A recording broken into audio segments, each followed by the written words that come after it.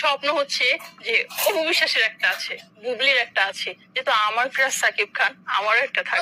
আমি limit cross করতে করতে যখন কিছু পাবলিক বাংলাদেশে চলে আসে তখন আর তারা বাংলাদেশ ছেড়ে যেতে চায় না, কারণ পুরো পৃথিবীর মধ্যে এইটাই একমাত্র রাষ্ট্র যেখানে বোকাচোদাদের কদর খুব ভালোভাবে করা হয়। এরই মধ্যে আমরা পেয়ে গেলাম বোকাচন্দ্র শাহ ওরফে সাকিব খানের তৃতীয়। বইতে গেলে সাকিব খান, বইতে গেলে সাকিব খান, শুইতে গেলে সাকিব খান। তোরে বেটি শুধু এই শোয়ার কাজে লাগবে, কথাবার্তা চালচলনের একটা বিষয় স্পষ্ট হয়, এই খুব খেলতে ভালো পারে। খুবই সচেতন নাগরিক আর পাক্কা খেলোয়াড়। হ্যাঁ আন্টি, আপনারা দেখলেই বোধ হয় আপনি পাকনা খেলোয়াড়। অনেকে আপনাকে করে, প্রশ্ন যেমন এই যে আপনি আজকে করলেন, এরকম আমাকে আরো 4-5 জন করেছে। ভাই আপনারা কি উল্টা পাল্টা ভাবেন না, ওনারা 4-5 জন করে করেছে, মানে প্রশ্ন করেছে।